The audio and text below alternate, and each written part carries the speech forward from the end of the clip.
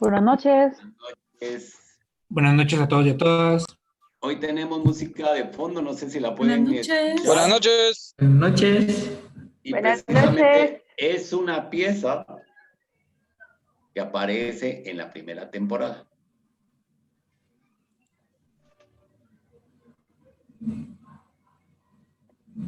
Cuando se casa. Y también en ese disco hay otras piezas, pero que aparecen en algunos capítulos, pero de Mr. Bean. Buenas noches, Ángel. Buenas noches a todas. Hola Elizabeth, muy buenas noches. Bueno, vamos a ver si ya está. Ya tengo la conducción, todavía no.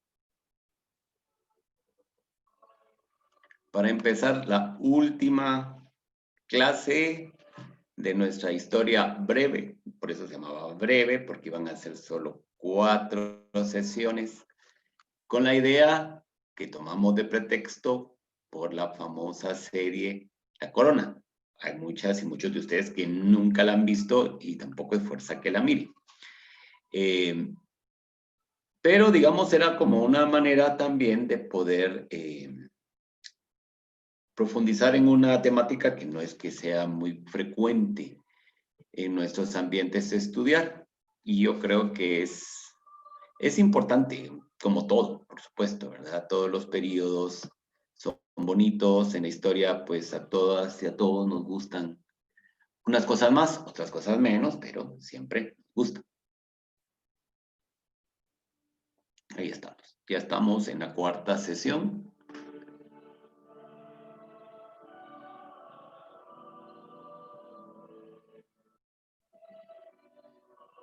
Ahí está.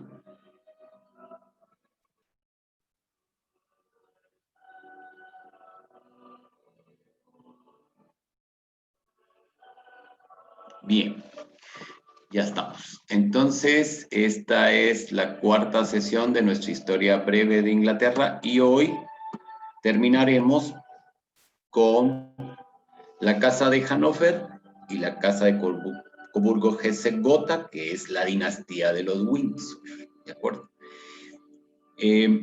Hablábamos el día de ayer que hubo en algún momento y después, digamos, del periodo del movimiento revolucionario de Cromwell, que va a conducir a un protectorado, por eso él se denominaba Lord Protector, y como les decía anteayer, el lunes, no estamos ante una república porque no se planteó como consecuencia de la Revolución Gloriosa, que así le denomina la historiografía, no se planteó el hacer una república y de hecho vamos a encontrar, permítanme.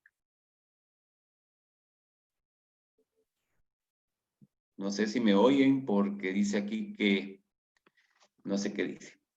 Bueno, espero que me estén escuchando. Sí, bueno, gracias Alejandro. Muy bien, sí. Está bien. Entonces, a ver, les decía que ya dijimos Cromwell era puritano, ¿verdad? Que va a ser la expresión. Podríamos decir que los puritanos es el antecedente de lo que hoy llamamos los neopentecostales, un poco por ahí.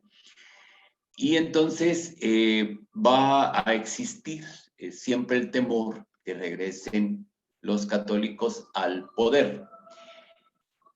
Y de hecho, por eso es que va a haber un cambio de la dinastía. ¿Por qué? Porque el último no católico era Jacobo.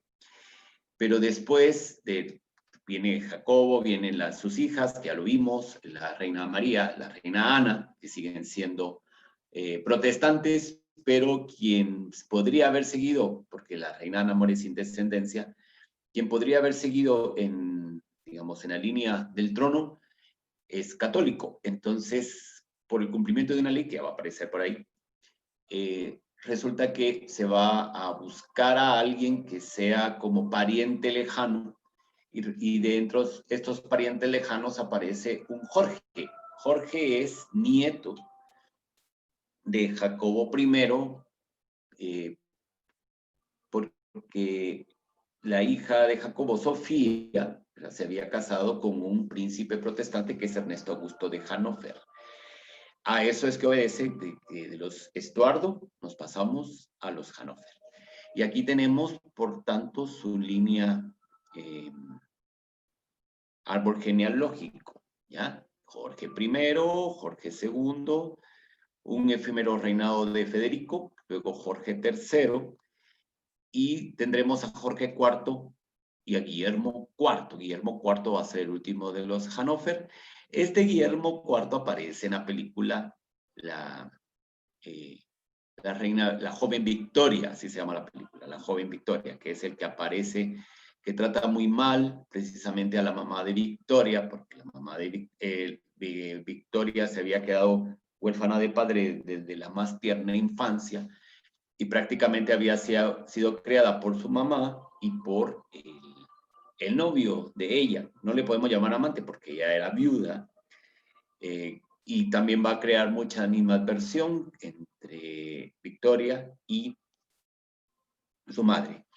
En todo este periodo que estamos viendo acá, se va a consolidar el sistema parlamentario inglés, que ya había sido iniciado desde 1689, se acordarán ustedes, es 1688, 1689, pero aquí es cuando ya vemos cómo el Parlamento es el que tiene el poder real, el poder efectivo, pero la corona sostiene el poder nominal.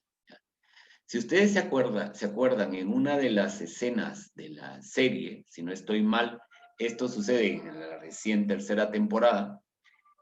Bueno, digo recién porque aunque ya fue hace 2 años, uno cree que acaba de ser. Bueno, más los aficionados que la seguimos viendo y nos pusimos al día otra vez para que no se nos olvidaran cosas que vienen en la cuarta.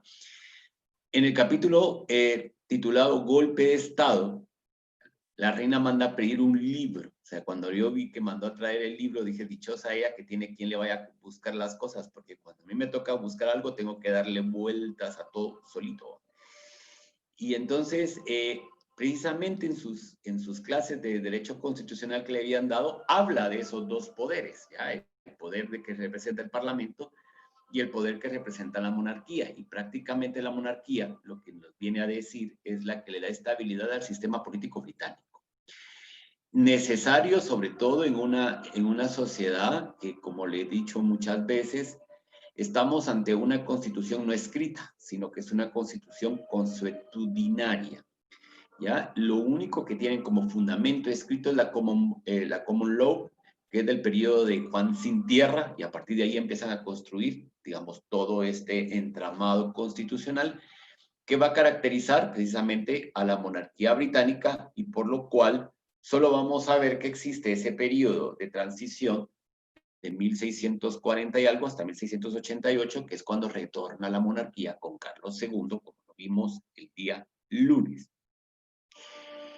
Ese sistema va a garantizar, por tanto, porque es el que más se ajusta a lo que es el capitalismo, porque va a garantizar, por tanto, la libre empresa, porque va a fortalecer a los grupos burgueses, porque va a tener a los nobles únicamente como consejeros, y es cuando también se empieza a dar el traspaso de poderes en cuanto a la Cámara de Dolores y a la Cámara de los Comunes.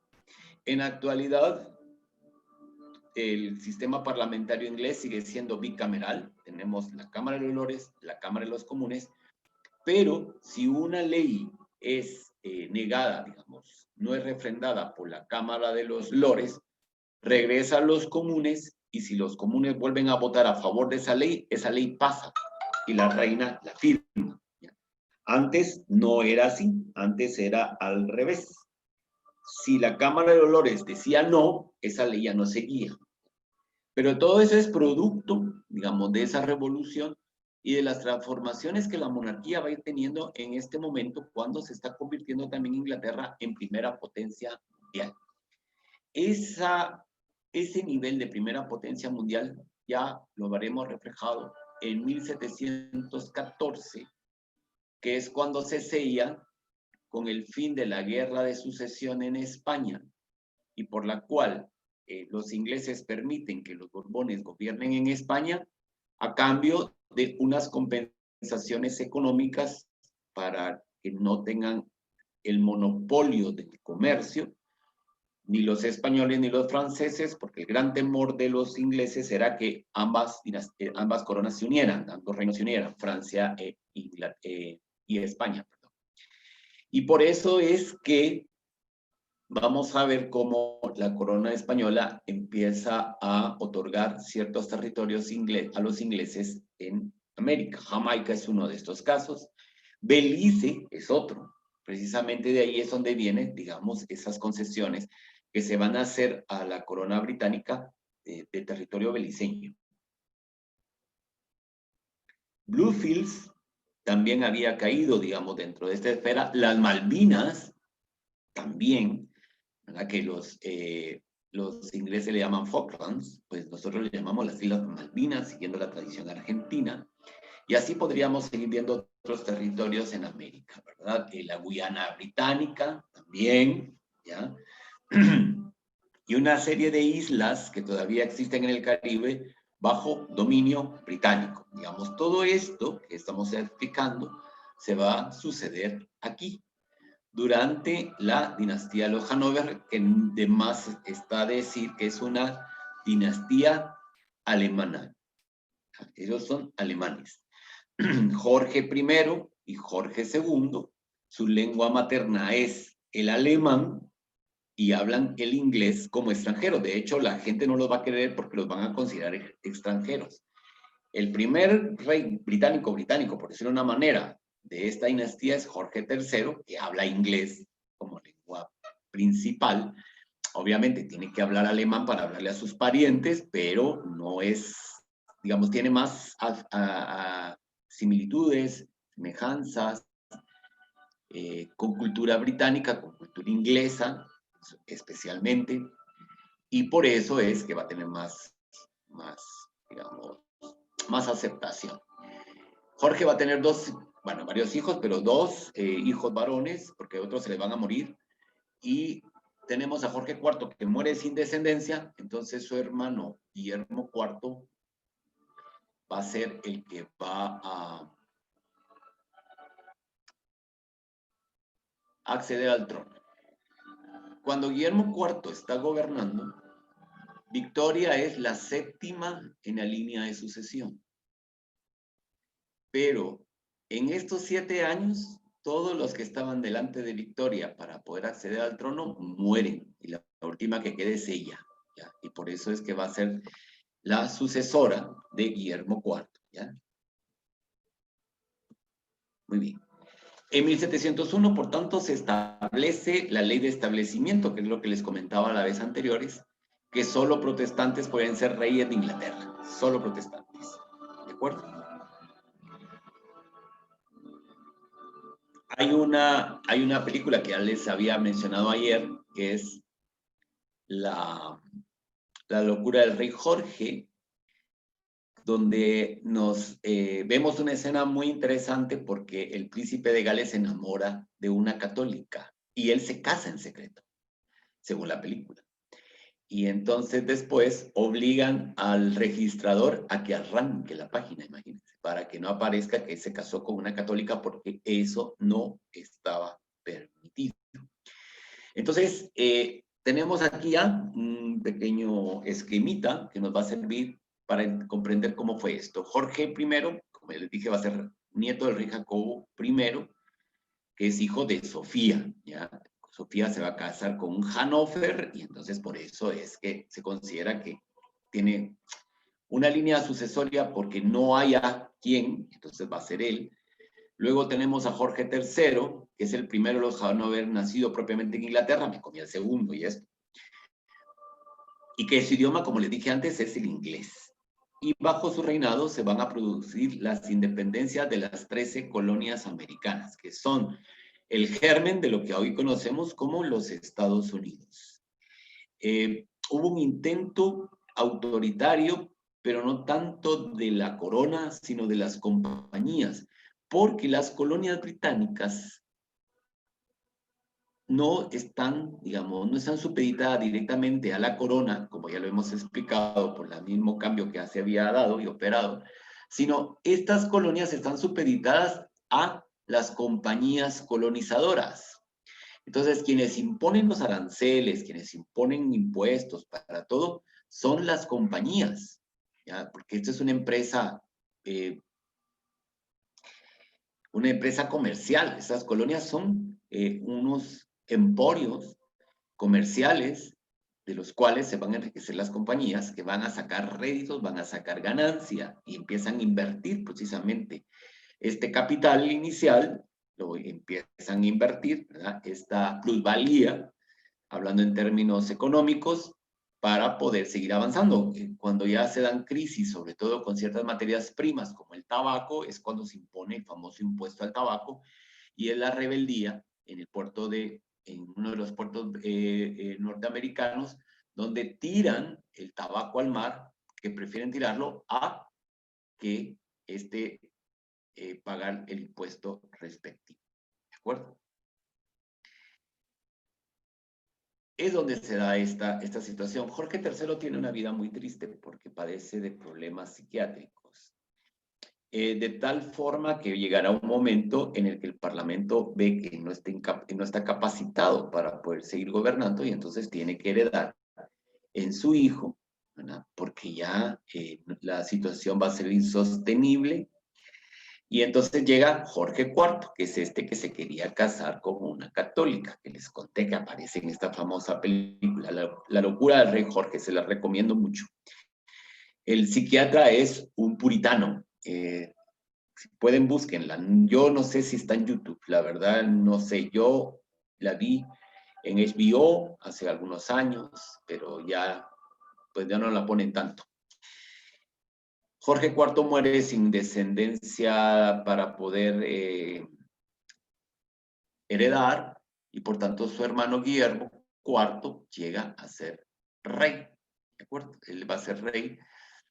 Y como ya les dije, al momento que se queda también sin descendencia, su sobrina Victoria asciende al trono, ¿ya? Entonces ahí es cuando vamos a ver llegar a la reina Victoria, que es uno de los reinados más largos que ha conocido Gran Bretaña. Después del de ella venía el de Isabel I, pero ahora Victoria, su reinado ha quedado en segundo lugar porque la ha sobrepasado su tataranieta Isabel II, la actual reina. La actual reina. Como pueden ver, hay similitudes. ¿Por qué? Porque Victoria no estaba destinada a ser reina de Inglaterra, Isabel tampoco. Cuando nacieron, pues. O sea, Isabel cuando nace, ni siquiera, ni de lejos se les ocurrió que iba a poder ser la reina, pero resultó siéndolo. Y miren lo que ha durado. A Victoria la van a coronar el 20 de julio. Bueno, ella es hija de Eduardo, duque de Kent, y de Victoria de Sajonia-Coburgo. Es interesante ver que son los Coburgo-Sachsen en alemán, o Sachsen-Coburg. Apellidos alemanes, ¿ya? O sea, es una dinastía alemana. Por tanto, bueno, no adelantemos acontecimientos. Ella se va a ser coronada el 20 de julio de 1837, la coronación, en pleno proceso de expansión del Reino Unido, de la Gran Bretaña e Irlanda, que era el nombre que tenía. Y vamos a ver cómo durante el periodo de la Reina Victoria se van a fortalecer las compañías de expansión. Por ejemplo, tenemos las famosas compañías de expansión que va a instalar Rhodes en África. De ahí deriva el nombre de Rhodesia, que ahora es Zimbabue.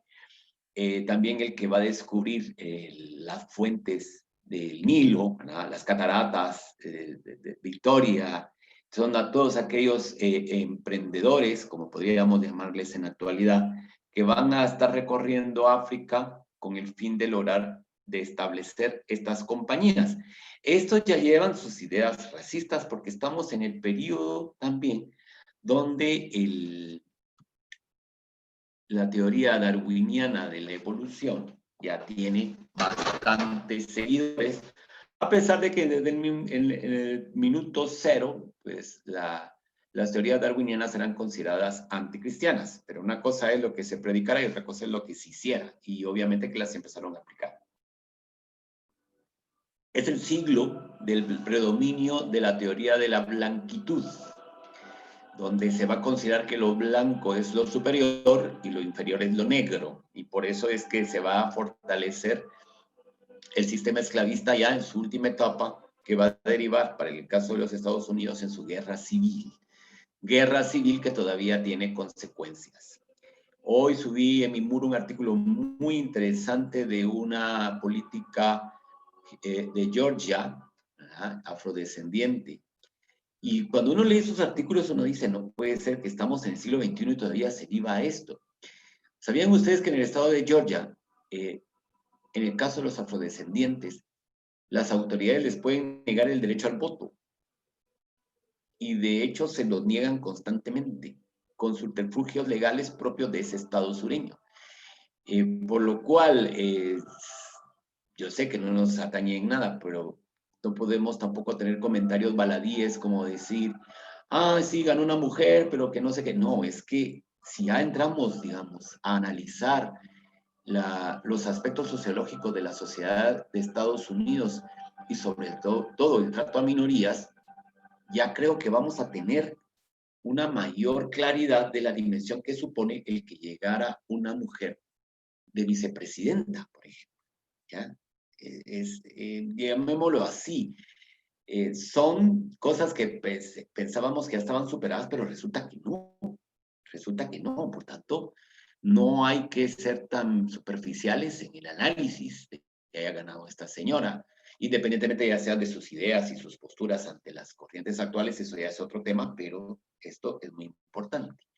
Nace toda esa mentalidad precisamente durante el gobierno, durante el reinado de la reina Victoria, ¿ya? Y de hecho, la reina Victoria va a tener una gran influencia en el puritanismo. ¿Por qué? Porque si ustedes leen las novelas de Jane Austen, que las recomiendo vivamente, las novelas, es que a mí no me gusta leer, pues entonces miren las películas. Bueno, Jane Austen tiene varias novelas impresionantes, maravillosas, pero hay dos que las han hecho películas porque son muy populares. La primera de ellas es Orgullo y Prejuicio, y la segunda de ellas es Sensatez y Sentimientos. Para Orgullo y Prejuicio les recomiendo la versión de la BBC. Es una miniserie, pero lamentablemente YouTube la tiene bloqueada porque el propietario de los derechos dice que no la podemos ver si no pagamos, pero el problema está que no sé a dónde hay que pagar para que yo la pueda ver, pero la vi cuando todavía estaba liberada. La película más reciente pues es buena, pero lamentablemente se come muchísimos aspectos fundamentales y esenciales para comprender la profundidad de esa novela y el valor que tiene cara a lo que va a suponer después el movimiento feminista. Es impresionante lo que ustedes pueden descubrir ya leyendo estas novelas a partir de, digamos, de nosotros. Verlas desde nuestros ojos tiene mucha claridad. Y luego, Sensatez y Sentimientos, la película de Emma Thompson y Alan ¿qué es? Rickman.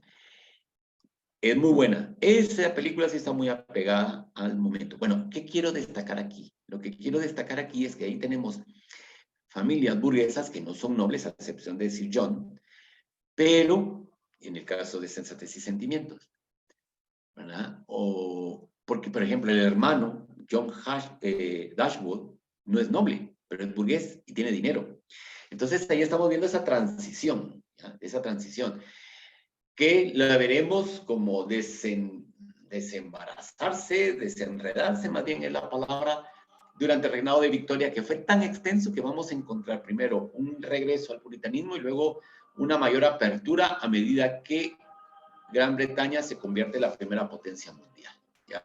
Ese es el gran aporte que veremos con Victoria. Victoria también tiene una filmografía muy interesante. Hay una película que lamentablemente ya no la encontré y eso que le he buscado, que es Su Majestad la Señora Brown. Se la recomiendo vivamente. Y para mí, las mejores actuaciones en la película Su Majestad la Señora Brown son sus damas de compañía. Si yo fuera de la academia, les daba un Oscar a cada una de ellas, que son las mejores actuaciones, y no hablan. Si muchos van a decir 3 o 4 palabras en toda la película. Y luego hay una que ahora está en Netflix, que también se la recomiendo, que es La Reina y Abdul. Esa es un poco más, digamos, como más ligera, no llega a profundizar cosas, pero es muy interesante, también se la recomiendo. De hecho, ahí hacen alusión a Brown, por eso es que me llamó la atención. Bueno, o sea, ya tienen para divertirse viendo películas de la época. Películas que digamos, están, pues, muy bien planteadas. Bueno, aquí nos recomienda Natalia y digamos, lo corrobora Nicté, que es la serie Victoria, ¿verdad? Si nos puede decir dónde la podemos encontrar, va a ser un gran aporte como la idea que nos está dando. Bueno, el 20 de julio va a ser coronada, ¿ya? Victoria. El 10 de febrero de 1840 se va a casar con Alberto o Albert Coburg Gotha, ¿ya? Alberto, el príncipe Alberto, ¿ya? Que va a ser alemán. Otra vez volvemos a lo mismo, es alemán. Al pobre Alberto le va a pasar algo similar a lo que le sucedió a Felipe de Edimburgo, ¿ya? O Felipe Mountbatten. Felipe era alemán, apellido Battenberg, pero como todos lo alemán se tiene que volver inglés, por eso es que se va a llamar Mountbatten. Mountbatten es la traducción de Battenberg. Battenberg es el alemán, Mountbatten es en inglés. Pero es la traducción literal, ¿de acuerdo? Bueno, por lo tanto, Alberto al principio no sabe ni qué hacer. Ahí ustedes, si ven la película Victoria, la reina de Victoria joven, verán que el pobre está ahí casi aburridísimo y después le ponen qué hacer, va a ser un gran impulsor de las ciencias, él va a desarrollar lo que posteriormente van a ser las exposiciones universales, que todavía existen, todavía se dan. Va a ser impulsor de las ciencias, de las artes, un gran apoyo a la reina, porque la reina estaba muy influenciada por el primer ministro Melbourne, y al llegar Alberto, pues prácticamente ya no tiene por qué estarse apoyando en Melbourne, porque ya tiene a su compañero de vida con el cual va a ser equipo. Pero Alberto va a morir, y entonces Victoria va a asumir esta actitud de viuda que la va a caracterizar hasta el fin de sus días. Y por eso se va a especular muchísimo de los cariños que va a tener siendo viuda. Van a tener 10 hijos. Esto los va a hacer emparentarse con todas las casas reales de Europa. Imagínense ustedes que Felipe VI, el actual rey de España, tiene dentro de sus parientes lejanos a hijos de este matrimonio, de Victoria y Alberto, ¿ya? Entonces, va a tener mucha importancia. De hecho, les recomiendo en Netflix la serie Los Windsor, la serie. Ahí lo explica muy bien. Esta parte está muy bien narrada. Y a nosotras, exactamente, Victoria es la abuela de Europa, así es. Y a nosotras y a nosotros como historiadores nos va a encantar porque sacan tomas del diario, de cartas, o sea, que están en los archivos. Se la recomiendo, mírenla antes de ver la serie, la 4ª temporada, porque eso nos va a refrescar también muchísimos datos. Va a haber un levantamiento en la India, un levantamiento de un pueblo, de los tantos que habitan la India, y entonces desarticulan las compañías, el gobierno británico toma la India, lo declara parte del imperio, y entonces para reafianzar este poder van a nombrar a Victoria emperatriz de la India. Y esto sucederá el 1 de mayo de 1876, y Victoria va a fallecer el 22 de enero de 1901. Con su fallecimiento se considera que es el fin de la Belle Époque, que así se le va a llamar a la segunda mitad del siglo XIX, especialmente después de la guerra franco-prusiana. Y podríamos decir que ya se empiezan a dar los primeros atisbos de lo que va a suceder con la Primera Guerra Mundial, que hoy se cumplen 102 años de su finalización, casualmente. Con Victoria va a pasar lo mismo que le pasó le está pasando a su tataranieta. Imagínense, Victoria empieza siendo reina cuando todavía el modo de locomoción más común van a ser los carruajes, todavía no han llegado los trenes, y cuando ella muere ya hay carros, ya hay trenes, ya hay telégrafo, ya empieza a distribuirse la luz eléctrica a nivel comunal, ya hay, digamos, ciertos servicios que antes no existían, ya hay hospitales públicos que van a ser impulsados por Alberto, ya van a haber barrios donde se les va a dar vivienda a bajo costo a los obreros, muchos de esos barrios que están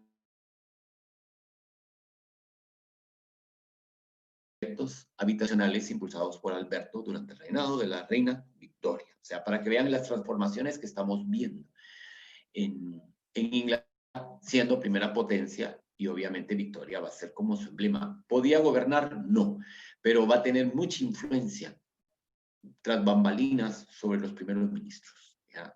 Va a tener esa injerencia política porque es una mujer muy emprendedora. ¿Ya? Es una mujer de bandera, dicho en términos nuestros. Muy clara en sus ideas, ¿ya? Y si sabía y si veía que algo que le estaban proponiendo si era viable, lo hacía.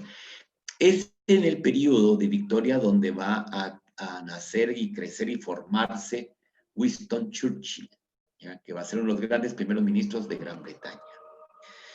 Su último primer ministro va a ser Disraeli, ¿verdad? Que también tiene mucha importancia en muchos factores, aspectos, y que va a consolidar el dominio británico en todo el mundo. Y esta es la reina Victoria, ¿ya? Es ya madura, ya una mujer madura. Como pueden ver, siempre va a ir de negro, porque siempre va a estar de luto por su marido. Todos los días van a ponerle la ropa a Alberto como que se pueda cambiar. Todos los días le preparan el caballo por si quiere salir, y ya está muerto, ya falleció. Aquí tenemos a Victoria y Alberto, en vida, por supuesto, casados. Ella se enamoró de su esposo, él de ella, son primos, y prácticamente en esta vida tan cerrada que llevaba, pues al único hombre que había conocido y había hablado era él. Entonces, por ser ella la reina, es la que le propone el matrimonio, ¿verdad? Porque en este caso no puede ser él el que se lo proponga, sino es ella. Y como les dije, van a haber una ley por la cual se va a establecer que él no puede ser rey. Y por eso solo va a ser príncipe consorte, ¿verdad? El príncipe Alberto, que es el príncipe consorte, esposo de la reina. Lo mismo va a pasar con Felipe de Edimburgo. Y también van a tener casi problemas similares. Muy bien. El sucesor de Victoria va a ser Eduardo IV, denominado el pacificador, ¿verdad? Este va a tratar de llevar la vida en paz. Ya hay problemas entre las monarquías europeas, como son parientes. Son parientes. Entonces, en aquella época las guerras eran como problemas domésticos. Eran líos entre primos, entre tíos y sobrinos, ¿ya? En algunos casos hasta entre hermanos. Entonces, ¿dónde se arreglaban, dónde se dividían las cosas? Pues en familia. Pero esto se va a romper. Bueno, Eduardo va a gobernar del 22 de enero de 1901 a la muerte de su madre, la reina Victoria, al 6 de mayo de 1910, y lo va a suceder su hijo Jorge V. Con Jorge V, aquí vamos a ver que se va a romper, no solo la casa de Coburgo-Gotha, porque al final solo va a ser un rey, porque la última Hannover es Victoria, el primero es Eduardo IV, el siguiente sería Jorge V, pero en el también dilatado reinado de este rey, porque van a ser 26 años, van a ser bastante en relación a su papá, pero no jamás como su abuela, que eso sí había roto récords, como ya lo he comentado anteriormente. Aquí se va a suceder la Primera Guerra Mundial, ¿ya? Eso es algo muy importante de tomar en cuenta.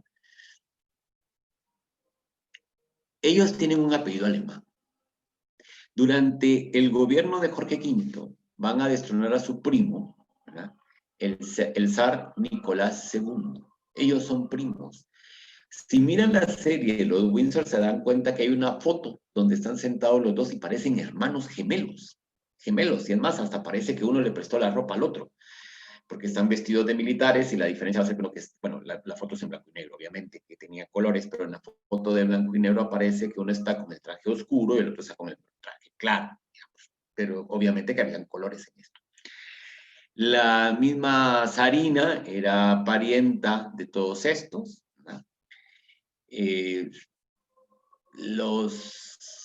Las archiduquesas y el zarevich eran parientitos también de Jorge. En fin, estos estaban entrelazados y de hecho cuando se produce la Revolución Rusa, la familia, el gobierno provisional le pide al gobierno británico que reciban a la familia del zar en exilio. Al principio Jorge dice que sí, pero después se da cuenta que esto va a provocar cierta animadversión porque ya hay un sentimiento antimonárquico en Inglaterra, sobre todo porque el apellido de la familia es alemán y ellos están peleando contra los alemanes. Va a haber un bombardeo tremendo a Londres por unos aviones que tienen los alemanes cuya nombre de serie es Gotha. Entonces, me están bombardeando unos aviones de apellido Gotha, el mismo apellido que tiene el rey. Eso va a provocar que Jorge V le encargue a su secretario privado una solución.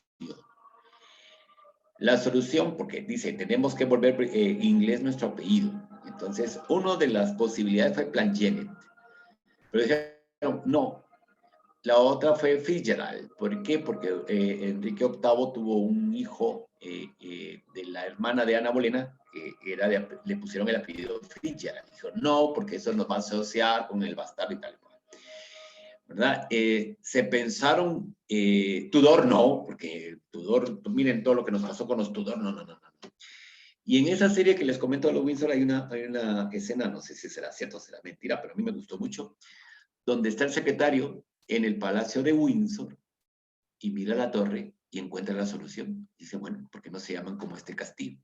Y por eso van a adoptar el apellido Windsor, que es uno de los castillos, de hecho, el castillo más querido de la reina, que precisamente se va a incendiar en aquel año Annus Horribilis, como dice la reina, de 1992.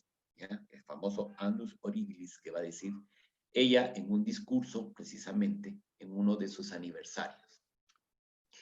Entonces, el nombre de la familia dejará de ser Coburg-Gotha y va a pasar a ser Windsor. Y dentro de todo lo que se había escrito sobre esta familia, se va a decir que la fundadora de esta dinastía va a ser Victoria. ¿Ya? O sea, como para tratar de desvincularse un tanto de los alemanes. Porque también hay otra cuestión. Jorge V está casado con una alemana, María de Teck. ¿Se acordaron ustedes? Otra vez volvemos a las escenas de la serie, que es la que nos reunió aquí. En la primera temporada, María de Teck habla con uno de sus sobrinos, ¿ya? Que es Ernesto de Hannover. Ahí está, alemán. Y cuando ellos empiezan a hablar en alemán. ¿Ya? Y entonces David le dice, les hablen inglés, porque dice, por favor, no hablen en alemán delante de mí. O sea, yo les puedo entender, pero aquí es Inglaterra. Entonces, tienen que regresar al inglés. María de Teck hablaba el inglés como extranjera. ¿Ya? Y si ustedes le ven el porte, era muy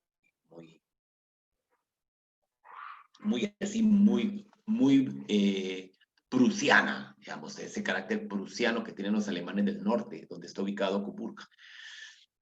Y entonces, ellos van a tener 5 hijos, ¿verdad? Jorge y María. Son fríos, estos son muy fríos. El pobre Jorge V es muy frío, ni una risita.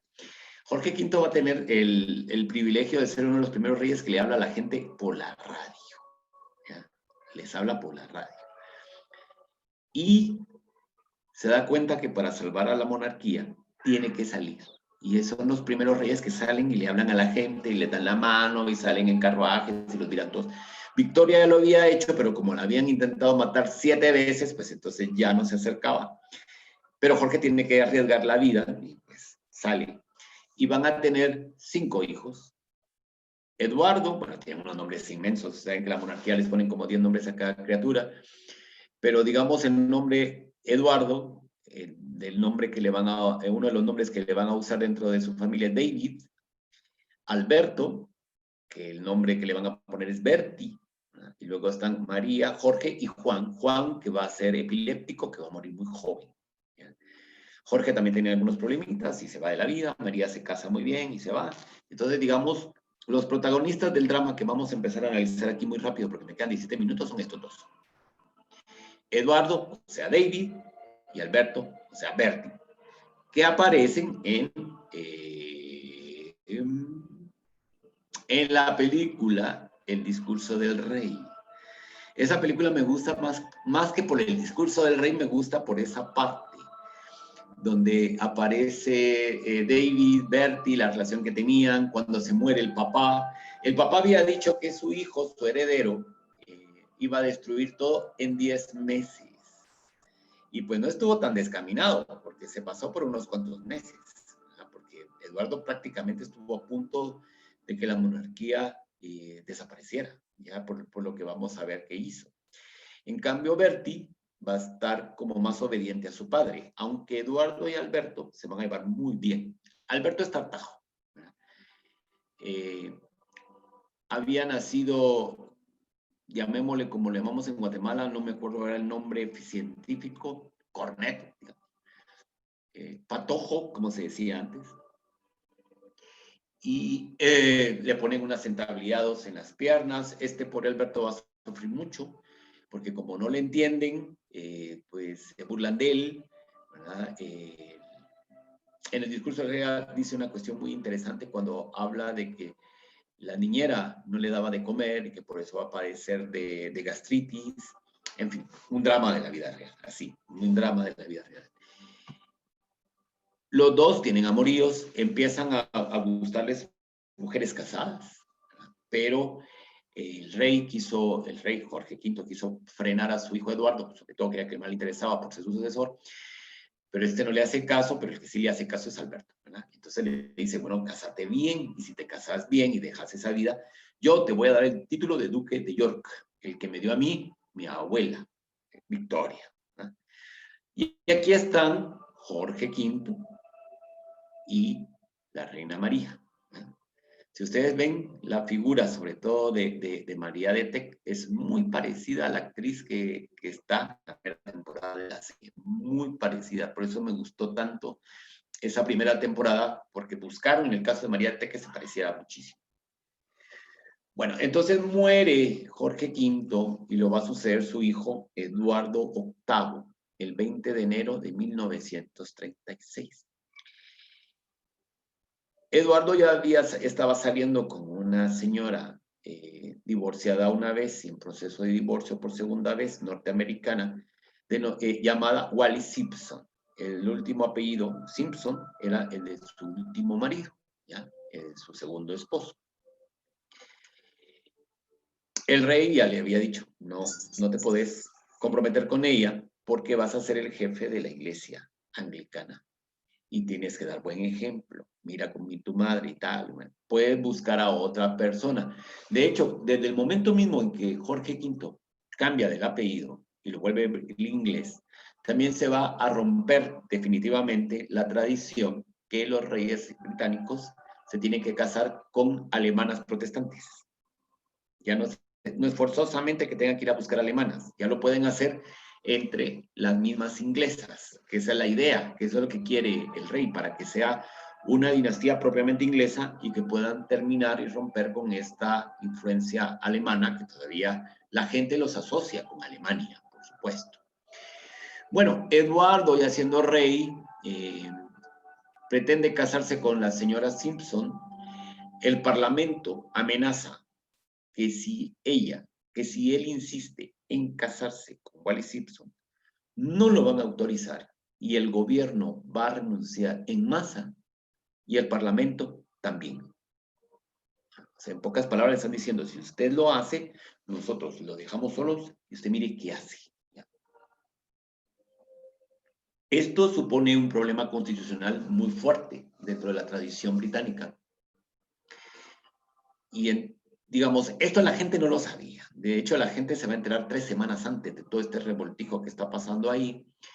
La opinión pública se empieza a volcar a apoyar a David, que es Eduardo VIII, porque este fue muy carismático, a diferencia de su hermano, que era más reservado. Este va a ser muy carismático, la gente lo va a creer mucho. Y entonces la gente se vuelca y le empieza a decir, nosotros te apoyamos, cásate por amor, que con quien quieras y tal. Pero el gobierno está presionando, la mamá está presionando, porque la esposa del hermano de Eduardo le escribe a la reina María y le dice, mira, ¿qué está haciendo este? ¿Ya? Además está decir que Wallis y Isabel Bowes-Lyon se llevaban mal de fatal. ¿Ya? Eduardo y Wallis eran muy de poner apodos a la gente. ¿Ya? Y a la pobre Isabel Bowes-Lyon le habían puesto de apodo la cocinera, porque solo comiendo vivía. A todos le tenían apodo. Esta es la presión que Eduardo tiene que abdicar el 11 de diciembre de 1936, y una vez se produce la abdicación, se acabó el apoyo. La gente dice, no, tenían razón, él no puede ser. Y va a sucederle en el trono su hermano Albert Berti, con el nombre de Jorge VI, para que sea como una continuidad con su padre Jorge V. Va a ser proclamado rey el 11 de diciembre de 1936 y va a fallecer el 6 de febrero de 1952. Se casa con Isabel Bowes-Lyon, ella es escocesa, de la aristocracia escocesa, y van a tener 2 hijas, Isabel Alejandra María y Margarita Rosa, ¿ya? Que son la actual reina Isabel, y Margarita Rosa, que era la princesa Margarita, que va a fallecer como año y medio, 2, si no estoy mal, después de Lady Di. Además, también está decir que Margarita odiaba a Lady Di. Todo se ha dicho. Es la única que no baja la cabeza cuando pasa el féretro frente al Palacio de Buckingham. Lo pueden buscar en YouTube y van a comprobar que es cierto. Es la única que no hace ese gesto de respetos hacia la princesa Diana en su homenaje postrero, ¿verdad?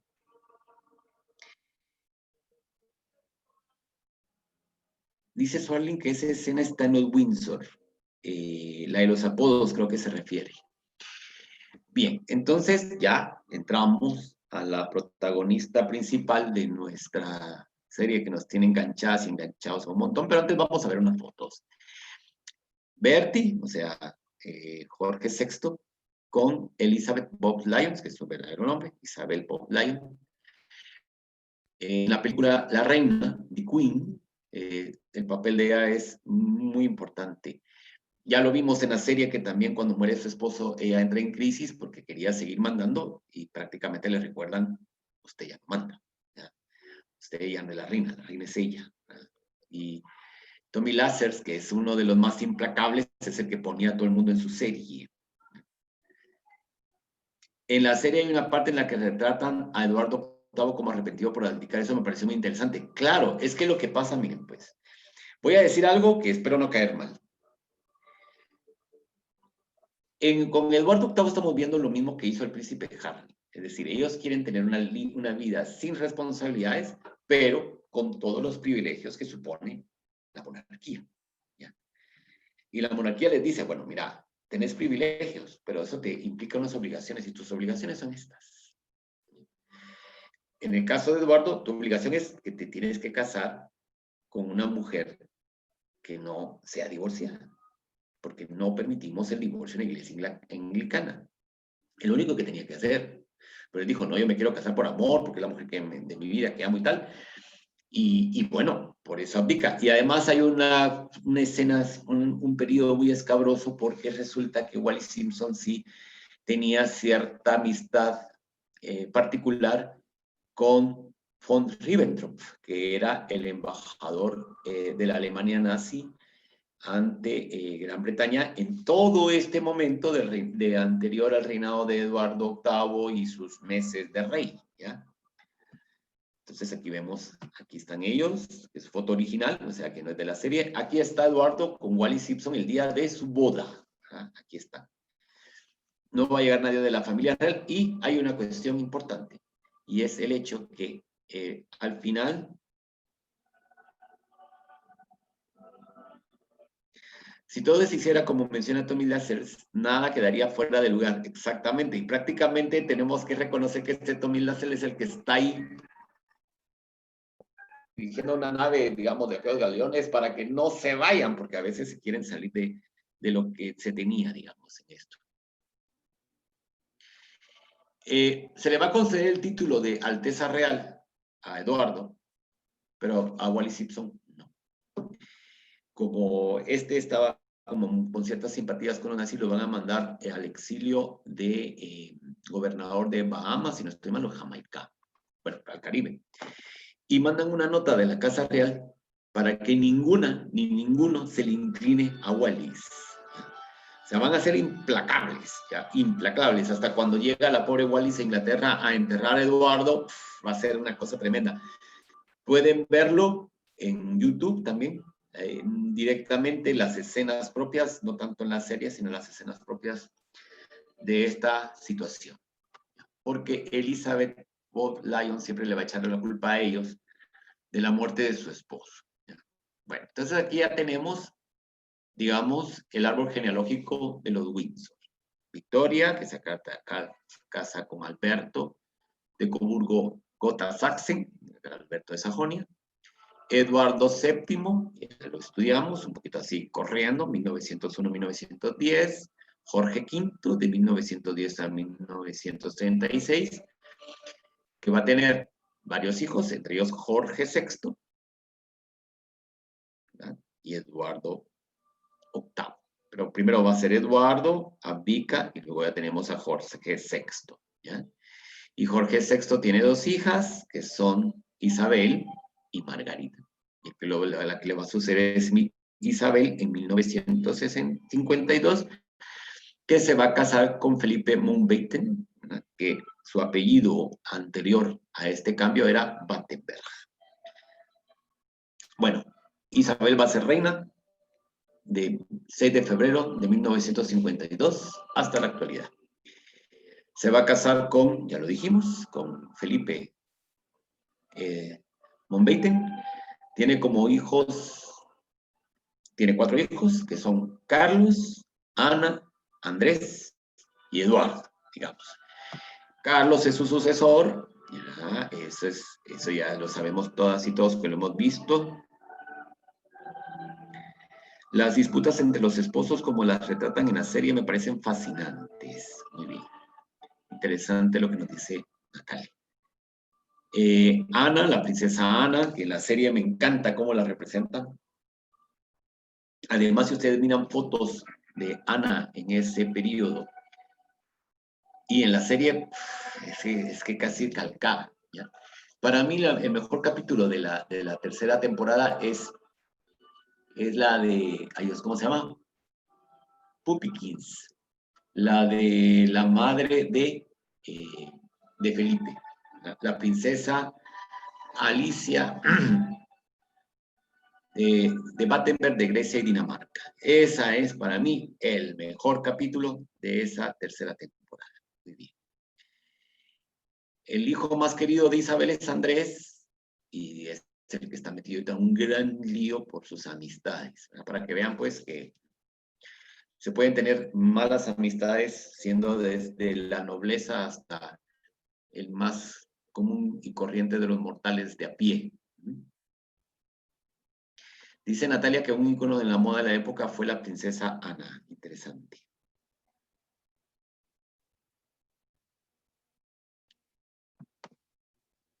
Luego, Carlos, bueno, Ana se va a divorciar, Andrés también, y el único que, digamos, tiene una vida tranquilita es Eduardo, ¿verdad? Que está casado con Sophie Rhys-Jones. Y de hecho hoy salió, lo pueden buscar en Euronews, cuando está haciendo el homenaje a los caídos de la Primera Guerra Mundial. Nick T nos dice, Andrés está en este momento alejado del foco público por los escándalos y tiene un gran problema con su hermano, porque el hermano ya dice que los hijos no tienen por qué ser parte de la familia real. Ana encantada, de hecho Ana dijo desde el principio, a mis hijos no les quiero que les den el tratamiento de Alteza Real porque no los quiero dentro de este mundo. Y ellos son los Phillips, y digamos, ellos no les dicen príncipe ni princesa ni Alteza Real, nada, son los Phillips a secas. Eduardo, pues igual, ¿verdad? Ni sabemos quiénes son los hijos, no son populares. En cambio, las hijas de Andrés, sí, porque él sí quiere el título para sus hijas, ¿verdad? A ver, ¿cómo estamos en la familia real actual? ¿Cómo se llaman las hijas de Andrés? A ver, ¿quién se lanza al ruedo? Porque ya estamos entrando en una parte que sí conocemos todas y todos más. Muy bien, Carlos va a tener 2 matrimonios. El primer matrimonio es con Lady Diana Spencer, ¿ya? Que es Lady Di, ¿ya? La princesa de Gales. Muy bien, Cintia, Beatriz y Eugenia, efectivamente, ellas son las hijas que va a tener con Sarah Ferguson, ¿ya? Que viven juntos, aunque ahora están casados, pero siguen viviendo juntos, esas cosas que pueden pasar, obviamente. Diana Spencer, después Diana de Gales, que van a tener 2 hijos, Guillermo y Enrique, ¿no? Guillermo, que es el sucesor, que está casado con Catherine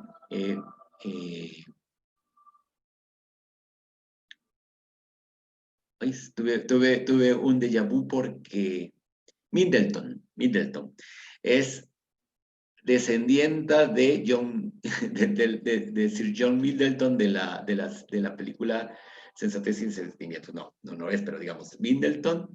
Y el príncipe Harry o Enrique, que se casó con esta, ¿cómo se llama esta actriz? Ahí sí se los debo porque no me acuerdo cómo se llama esta chica.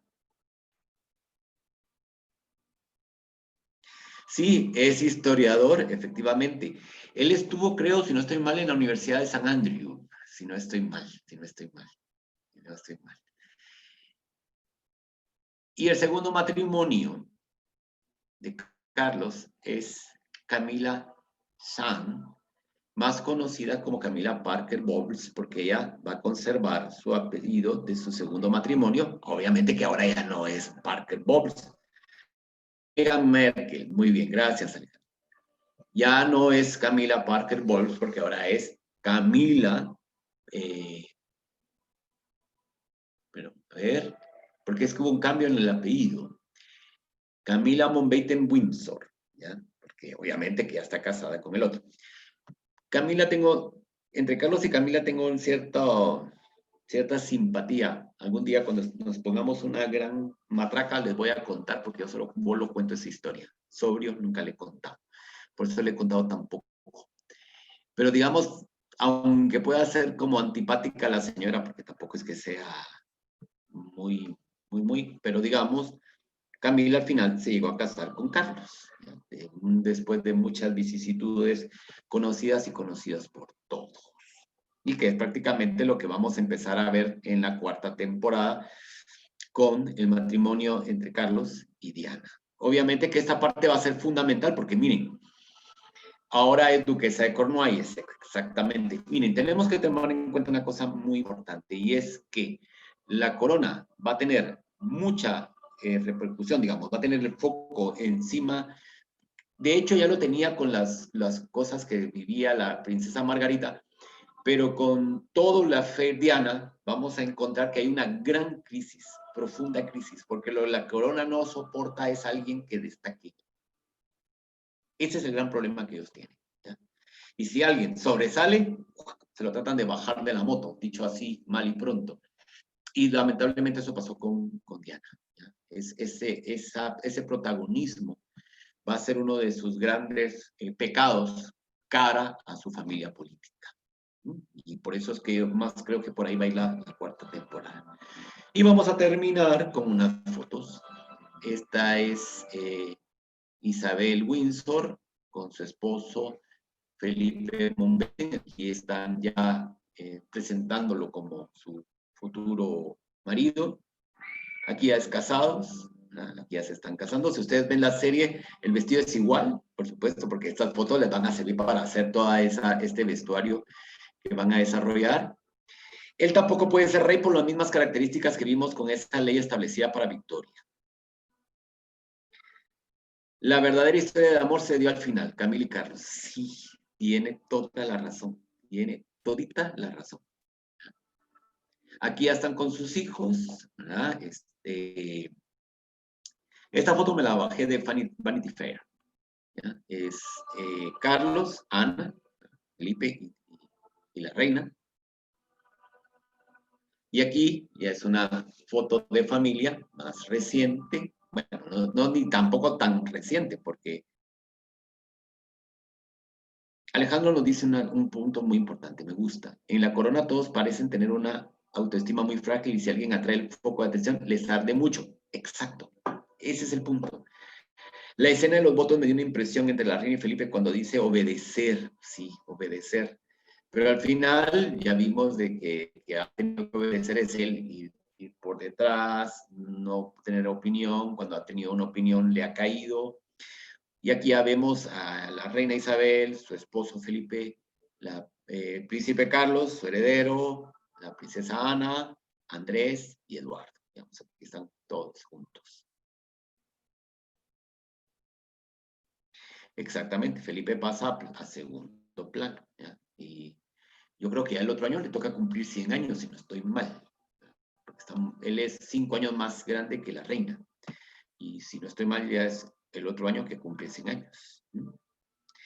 Alejandro dice, uno de los problemas entre Catalina y Meghan fue que esta última estaba restándole titulares a las esposas de Guillermo. Exactamente. ¿Ya? Y entonces la otra tenía que aprender, yo tengo que estar atrás. Aquí estamos ante una monarquía con unos principios establecidos y no se pueden cambiar. No se pueden cambiar. Hay una cuestión reiterativa en la serie y que... Ah, gracias, Mite. Dice, cumplirá 100 años, efectivamente. Hay una cuestión reiterativa en la serie y lo vamos a encontrar en las películas cuando habla la reina Isabel Bob Lyons, por ejemplo, cuando habla María de Teck, lo encontramos lo encontramos todo.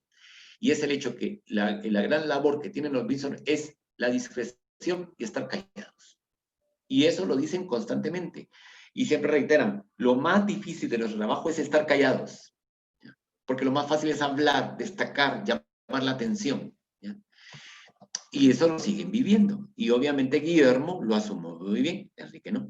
Entonces ahí por eso es que el otro está ahora en Estados Unidos y tal.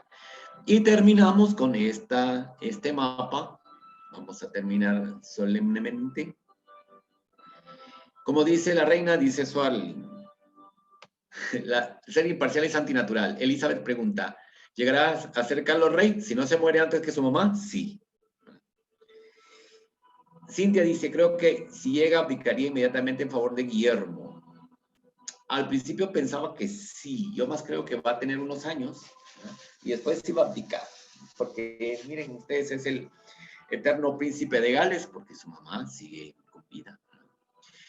Bueno, que ven aquí es el mapa mundi con la Commonwealth. La Commonwealth es la mancomunidad de Estados británicos, de Estados Unidos a la antigua Gran Bretaña, es decir, que eran parte de la Comunidad Británica de Naciones. Eso es lo que se llama, Comunidad Británica de Naciones. De muchos de estos estados, la reina Isabel es jefe de Estado, la jefa de Estado. En este caso, desde Canadá, Belice, Jamaica, estas islitas que están aquí, las Islas Vírgenes Británicas, Australia, pero ya no es jefa de Estado de India, tampoco de Pakistán, pero sí siguen siendo parte de la Commonwealth, ¿de acuerdo? De Botswana también lo sigue siendo, y de otra serie de estados que hay. Y hay unos territorios, sobre todo en Oceanía, bueno, de Nueva Zelanda también, pero hay otros territorios en Oceanía de las cuales la reina sí es jefe de Estado y es la que nombra al gobernador. Poquitos, digamos, pero todavía tiene ese poder. Muy bien.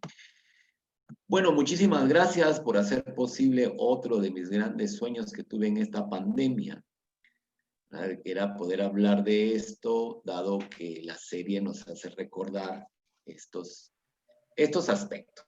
digamos. No, después de la paliza que le di el lunes de entrar a análisis económico, hoy les dije, vamos a hacerlo más relajado porque es el último día, y sobre todo para prepararnos para el día domingo, que es que empieza la serie. Yo pienso que Netflix me debería de pagar, que le estoy haciéndole propaganda, ¿verdad? Dando adeptos para que miren la serie, ¿verdad? Entonces, ahí estamos. Están servidas y servidos, como decían en las camionetas cuando se llegaba al final de la ruta. Muchísimas gracias. Gracias, Ángel. Hasta mañana.